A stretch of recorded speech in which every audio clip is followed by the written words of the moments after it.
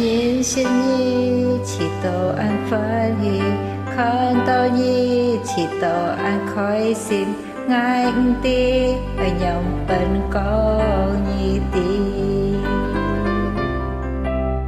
hi mong nhi ôi thì ngài gì si thôi ngài xin chỉ kín yêu liễu nhi ngay trong chút đi theo cô xuống buồn nhi mày nhớ tiêm xiang tao nhi an khỏi xin thì mong nhi ôi hiểu phân miên ngã cái xin anh sẽ nhi tiêm xiang nhi trời mù ngay hắn bớt mong nhi nhiệt hồng xin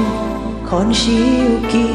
con to nhã xin với hiền xin ngài ơi nhi một thế nhi khi mong nhi chăm siêu ngã chín ngài quay hiểu hô hô tự nhi ngã cái ơi dồn kêu chế của nhi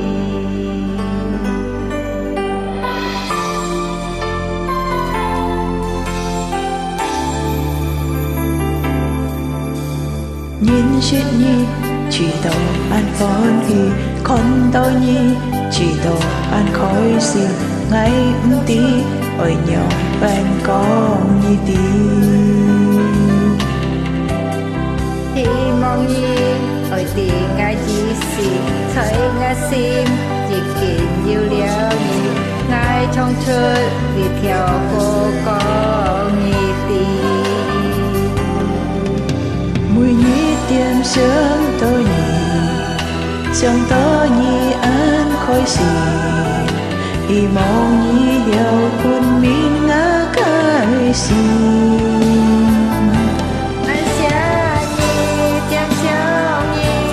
trời mong ngài an phân mong nhi như hồng xin phần siêu kỳ phần to nhã xin với hình xin người ơi một yên nhi vì mong nhi chấp siêu ngã chín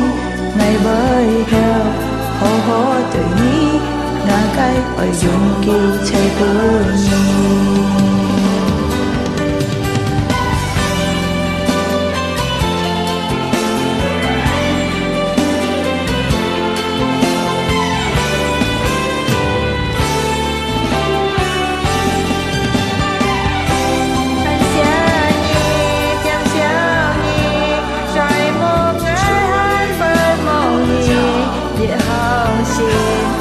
siêu kỳ phần to nhã xin với hiền xin ngày ơi nhi một yên nhi vì mong nhi chấp siêu ngã chín ngày bơi theo hò hò tuổi nhi ngã cái ôi dùng kêu chạy buồn nhi anh sẽ nhi em sợ nhi trời mù ngay hai phơi mong nhi con hồng xin con chiều kỳ con to nhã xin với hình xin ngày ơi nhi một yên nhi vì mong nhi chấp siêu ngã chín ngày bơi đào hò hò tự nhi ngã cái ôi duyên kêu chạy buồn nhi ngày bơi đào hò hò tự nhi ngã cái ôi duyên kêu chạy buồn